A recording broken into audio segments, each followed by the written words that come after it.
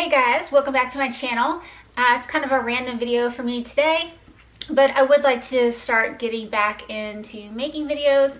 I actually have been able to read this month, and that's a huge deal for me because I haven't been reading for a long time, so that's why I wasn't really making any videos. But I am kind of getting back into the whole reading thing. So yesterday I went to the library with my daughter and found some books that I wanted to show you guys. So it's kind of a little library haul, and hopefully I will actually read these books, so fingers crossed. I also wanted to mention that I do wear braces, and currently I have to wear an elastic on my braces, which is really annoying, and it makes it harder for me to talk, so some of my words might come out really weird. And if you're noticing that's what that is. It's my elastic. I'm supposed to wear it all the time, and taking it out and putting it back in is kind of difficult, so I'm just going to leave it in this video, and hopefully it's not too distracting. Although me mentioning it probably makes it stand out even more. Alright, I'm going to start with the non-fiction books. Is that what they're called? Non-fiction? Yeah, I guess so. The non-fiction books that I got. I don't normally pick up this sort of stuff at the library, but I was kind of just going through the aisles in those areas, and I saw some that I was interested in. So the first one is a book about feng shui. It's called Classical Feng Shui for Health, Beauty, and Longevity. I'm kind of really into this sort of thing. I'm really into astrology, and I don't know much about numerology, but I'm sure I would be into that too. All that kind of like otherworld, science-y stuff, I'm into that. And I believe a lot of this stuff is real. I actually have some friends who were having tons of weird, crazy things going on in this house that they live in.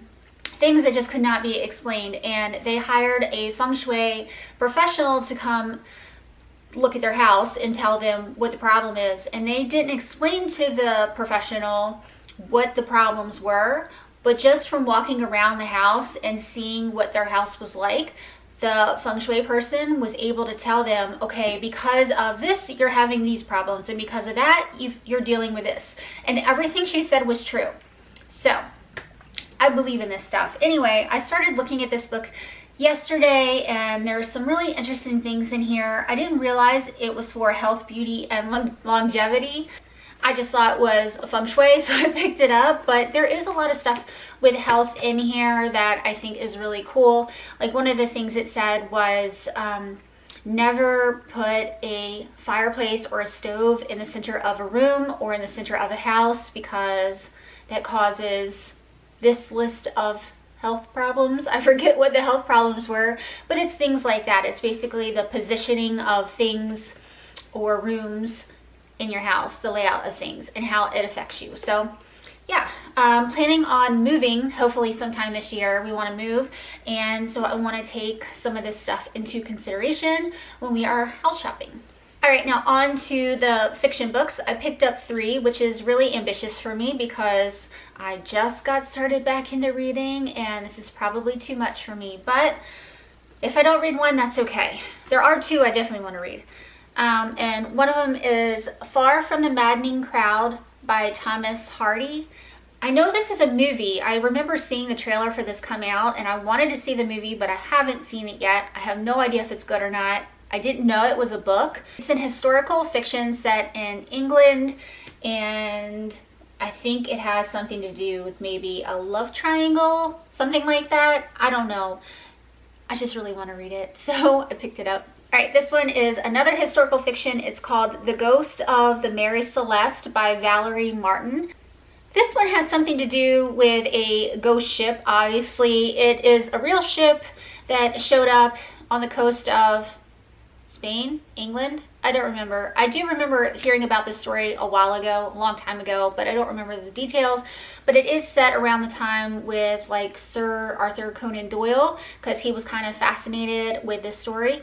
Anyway, the ship shows up with all of its cargo, everything intact, but the entire crew is gone, just completely missing, and no one ever knew what happened with the ship. This is a true story. And so I find that kind of stuff really fascinating.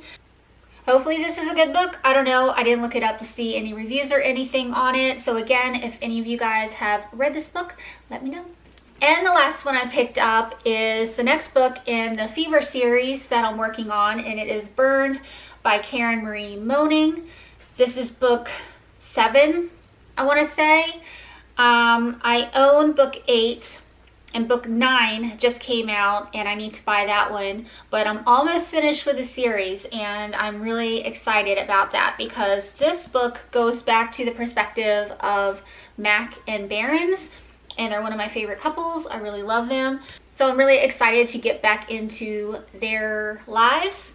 I didn't read to see what this book is about. I only know it's from their perspective, but I'm assuming it has something to do with things getting hot, and that's what these books are really good at. Anyway, I am really glad to be back posting, sometimes videos. I really do enjoy making videos. I have a lot of fun making them and the interactions that I have with people. So hopefully I can continue to read and do bookish things, and I hope you guys are having a great week or month. What is this? This is the end of February. I hope you guys had a great February, and I will see you guys soon. Bye.